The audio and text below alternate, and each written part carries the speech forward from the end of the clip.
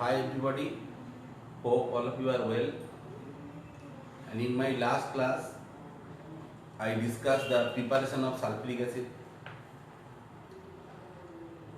by the industrial contact process. And today I will discuss the sulfuric acid's physical properties. Now, sulfuric acid is a colorless, odorless, and dense syrupy liquid having high viscosity. Sulfuric acid has hygroscopic nature.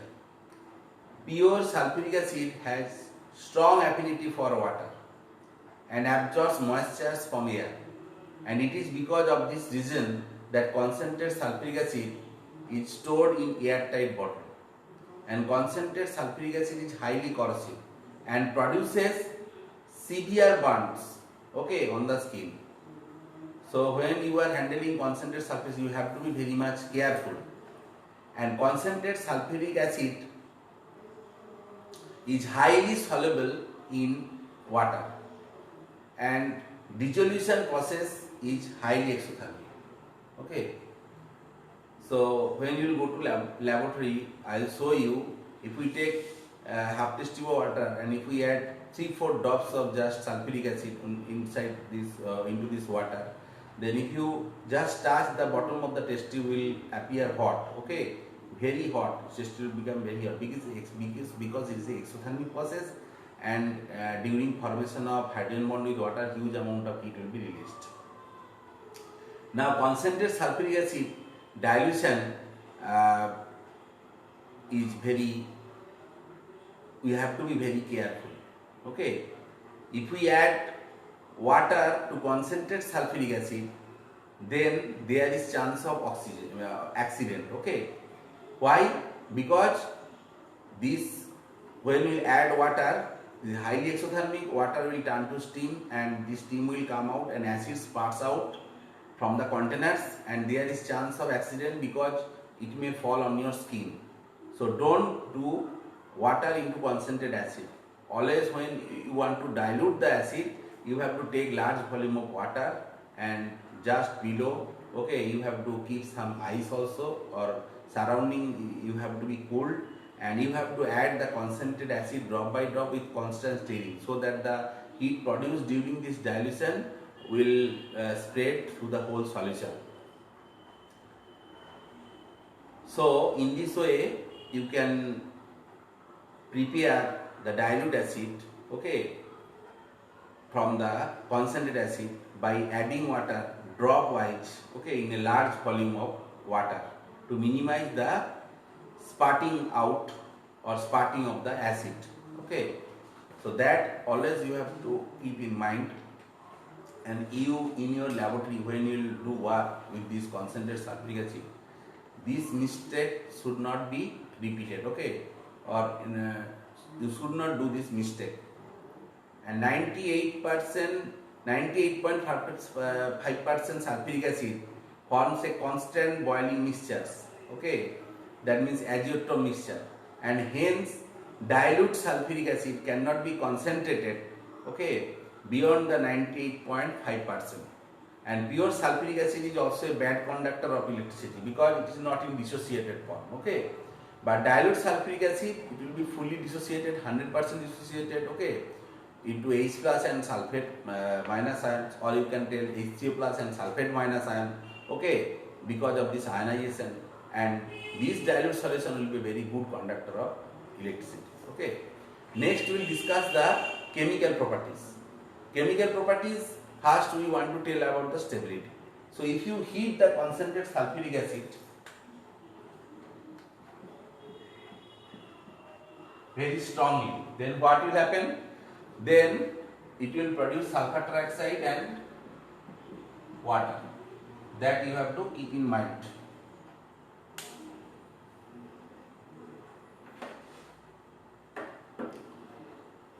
Next one is acidic character of this sulfuric acid. Sulfuric acid is a dibasic acid. If I draw the structure, you can easily understand. This is the structure of sulfuric acid. So here these two hydrogens are attached with this oxygen atom.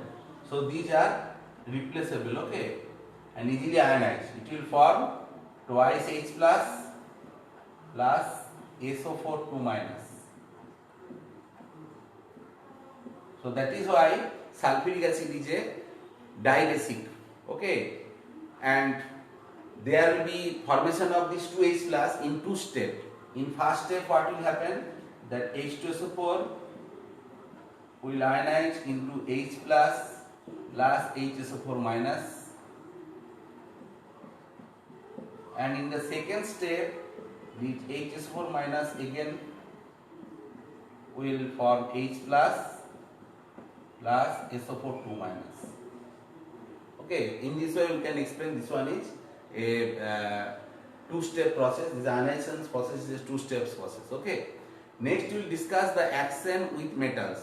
If we take zinc and dilute sulfuric acid, then what will happen? Zinc plus H2SO4. Then there will be formation of zinc sulfate and production of hydrogen gas that burns with pop sound.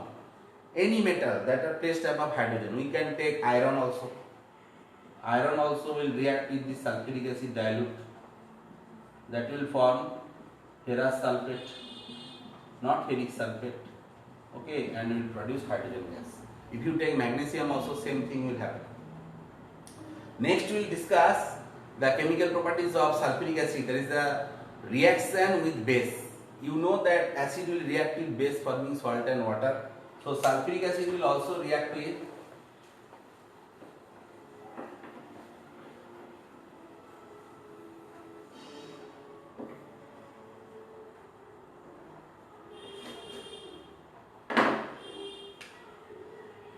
suppose if we take calcium oxide, it will react with sulfuric acid, dilute sulfuric acid we are taking, okay. It will produce the calcium sulfate and water. So this one is base, this one is acid forming salt plus water, okay. Others we can think about that sodium hydroxide. Sodium hydroxide, if you take 1 mole sodium hydroxide and 1 mole sulfuric acid, then we will get the acid salt. Sodium hydroxide when react with sulfuric acid, if we take this one 1 mole, okay, and this one if we take 1 mole, then there will be formation of sodium bisulfate plus H2O. This one is the acid salt, okay. And if we take 2 mole NaOH and 1 mole sulfuric acid, this one if we take 2 mole, because if we take 2 mole, we know that sulfuric acid, dibasic acid, then all hydrogen will be replaced. Then there will be formation of the normal salt, Na2SO4, plus there will be formation of twice we have to put here, then twice H2. This one is normal salt. Okay, hope you can understand why one is forming the acid salt and another is forming the normal salt. This is called acid salt because here one replaceable hydrogen is present. That is why it is called acid salt. Okay. Next we will discuss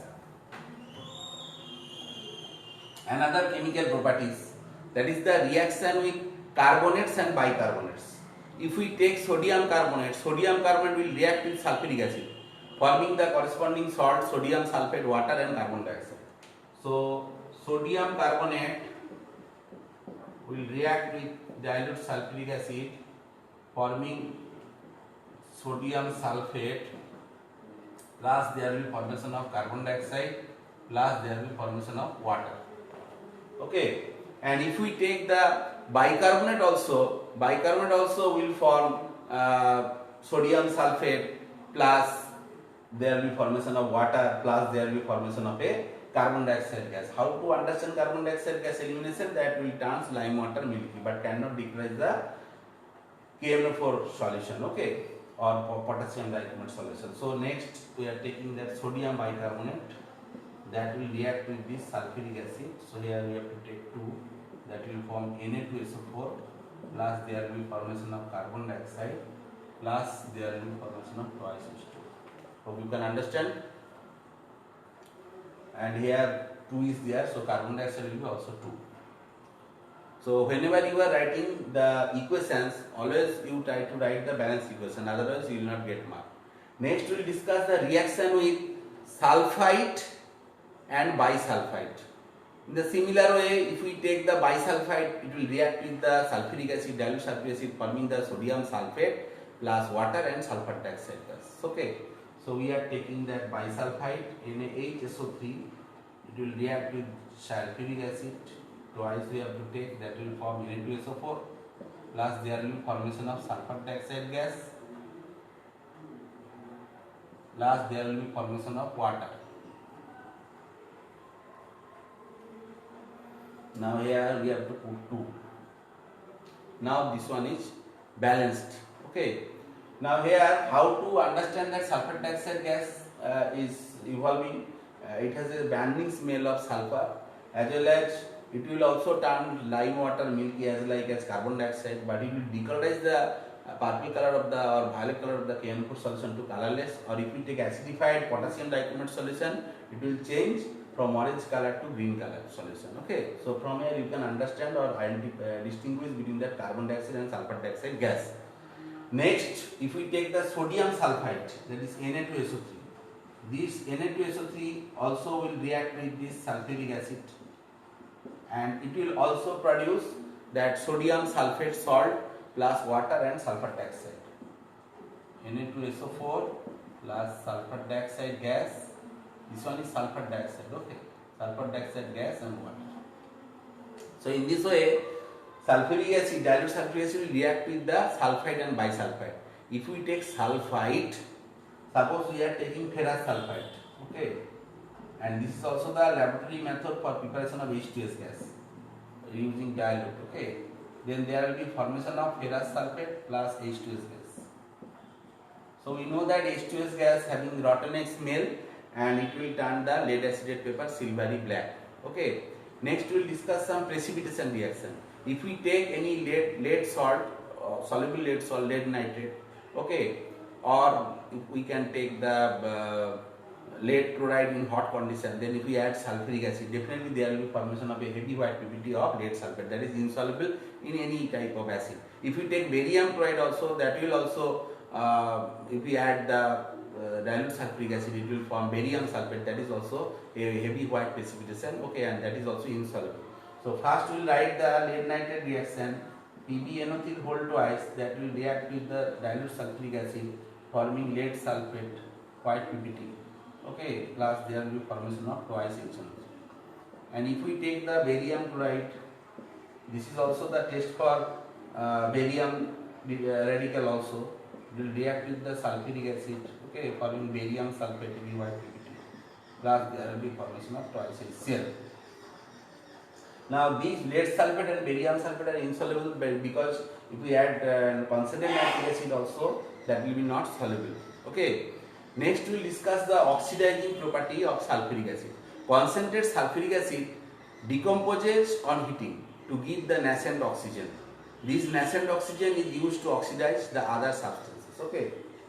So next we will discuss the oxidizing property of sulfuric acid.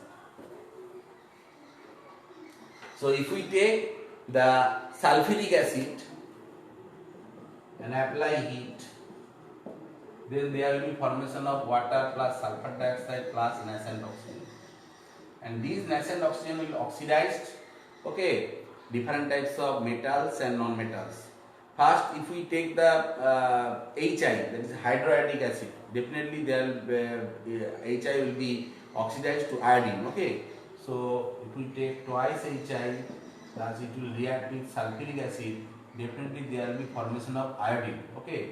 So HI is colorless, so in case of iodine there will be brown color, okay, and there will be formation of twice H2, plus there will be formation of sulfur dioxide gas also, okay, that you have to keep in mind. If we take carbon, sulfuric acid, here we are using that concentrated sulfuric, that you have to remember here, concentrated sulfuric acid. So if we add concentrated sulfuric acid to carbon and if we apply heat, that will oxidize the carbon to carbon dioxide gas, and there will be formation of water and sulfur dioxide gas. So what will be the reaction? Carbon will react with the concentrated sulfuric acid. There will be formation of carbon dioxide gas. There will be formation of sulfur dioxide gas, plus there will be formation of water. Here twice, and here also the hydrogen will be twice. That you have to write.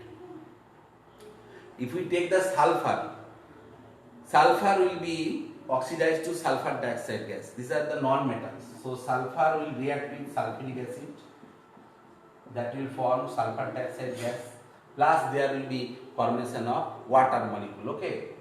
Now you have to balance. You put here twice, then this will be thrice, and water will be twice. I think now it is balanced. 6 plus. Now it is balanced. Next, if we take the phosphorus, phosphorus generally remains in the P4 state. Okay, it will also react with the concentrated sulfuric acid, and it will be oxidized to phosphoric acid. Okay, that is H3PO4. And also there will be formation of sulfur dioxide gas and water. Now, if we want to balance this equation, we have to put here 10, and phosphorus is 4, here we have to put 4, then 20, then we have to put 4, and sulfur, here we have to put 10 sulfur dioxide. 10 sulfur dioxide. Okay, so this will be the balance equation. Next, we will discuss the reaction of concentrated sulfuric acid with metal like copper and zinc. Here, in case of zinc, there will be no formation of hydrogen, and it will be oxidized to water. Okay, so if we take zinc and concentrated sulfuric acid, this one is concentrate. Definitely here will be formation of zinc sulfate. So zinc will be oxidized to zinc 2 plus, plus there will be formation of water and sulfur dioxide gas. Okay, now I hope it is balanced. Okay. Next, if we take copper, okay, copper will also react in the same way. Okay. This concentrated sulfuric acid, there will be formation of copper sulfate, plus there will be formation of water, plus sulfur dioxide gas will be formed. That you have to keep in mind. And here also you have to take the identify or do the identifying test, that is the sulfur dioxide gas, that will turn the lime water milky as well as decolorize the KMnO4 solution and potassium dichromate solution from orange to green color, okay, in acidified solution. That also you have to keep in mind. Next we will discuss the dehydrating properties. You know that sulfuric acid is a very good dehydrating agent. Okay, in many organic reaction it is used. Suppose in alcohol, okay, if we give concentrated sulfuric acid at higher temperature 170 centigrade, it will eliminate water and forming the ethylene molecule. Now, this concentrated sulfuric acid has a greater affinity for water, hence acts as a powerful dehydrating agent, and it is highly corrosive for skin also due to this property. Okay, and it has also some charring action. When concentrated sulfuric acid is dropped upon sugar, wood, paper, cloth, then it absorbs water and brings about charring. For example, that is in your syllabus, that is the charring of sugar. If we add concentrated sulfuric acid, then water will be eliminated, and then we will get a black residue of carbon. So you know the formula of sugar, that is C12H22O11. Here if we give concentrated sulfuric acid, then there will be elimination of 11H2 and you will get the carbon. This is also called charring of the sugar. This one is the sugar. So here concentrated sulfuric acid removes the hydrogen and oxygen as water and leaving behind the carbon as black residue. Next one we will discuss the dehydration of hydrated salt. If we take blue vitriol like CuSO4 .5H2, we know that CuSO4 actually is colorless, anhydrous CuSO4 colorless. When there is water crystallization 5, then its color is blue. if we add concentrated sulfuric acid, we know that concentrated sulfuric acid dehydrating agent, it will remove the fine water from this blue vitriol crystals. Okay, uh, then we will get the anhydrous copper sulfate. That will be the crystallinity will be lost and it will become amorphous and the color will be white. So white amorphous copper sulfate we will get. So on adding concentrated sulfuric acid, blue vitriol loses its water of crystallization and becomes white amorphous powder. So this is the dehydrating. In this way we can easily understand the dehydrating nature of the concentrated sulfuric acid. Next we will discuss the volatile nature of concentrated sulfuric acid. We have already discussed during the preparation of the acid, that is hydrochloric acid and laboratory preparation, and nitric acid. So when we are preparing hydrochloric acid, we are taking the rock salt. NaCl will react with this non-volatile sulfuric acid at below 200 degrees centigrade, forming NaHCl plus HCl. So sulfuric acid being less volatile, okay, it will displace the acid, okay, from their salt, that is from NaCl. So NaCl, concentrated sulfuric acid, non-volatile, it displaces the acid, that means Cl, and forming the HCl gas. And in the similar way, when we will add concentrated sulfuric acid on the sodium nitrate or potassium nitrate, it will also form nitric acid. So these are the volatile nature of concentrated sulfuric acid. Reactions already I have written during the lab preparation of nitric acid sulfuric. Here I am not writing. The last point we will discuss the identification test for sulfuric acid. That I have already discussed, that if you take barium chloride and if you add dilute sulfuric acid, definitely there will be formation of barium sulfate, heavy white PPT of barium sulfate. Okay, and this white PPT is insoluble in concentrated nitric acid and concentrated HCl. Another test, this is called barium chloride test for the sulfuric acid. Another we can do the lead nitrate test. You know that lead nitrate is water soluble. If you add concentrated sulfuric acid or dilute sulfuric acid, definitely there will be formation of lead sulfate. Lead sulfate is a heavy white PPT, okay, and this is also insoluble salt, okay, in all acids. So in this way we can easily identify if the sulfuric acid present, or this is the identification test of sulfate radical also.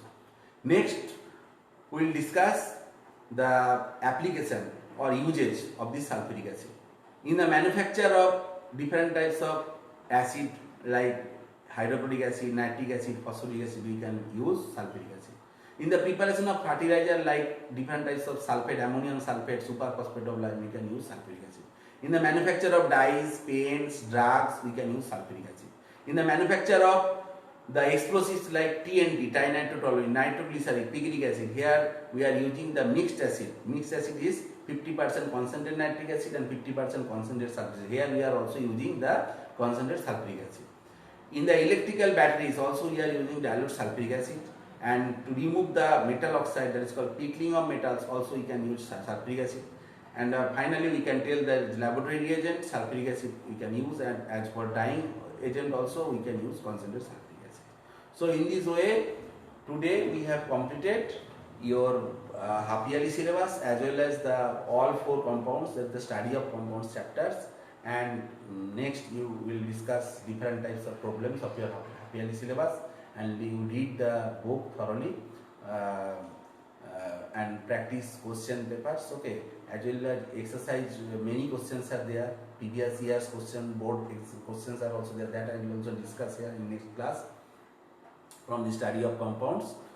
And you know that already maximum problems are solved in your book, okay, and if you have any doubt, okay, you can ask me, okay, without any hesitation. So today up to this, thank you.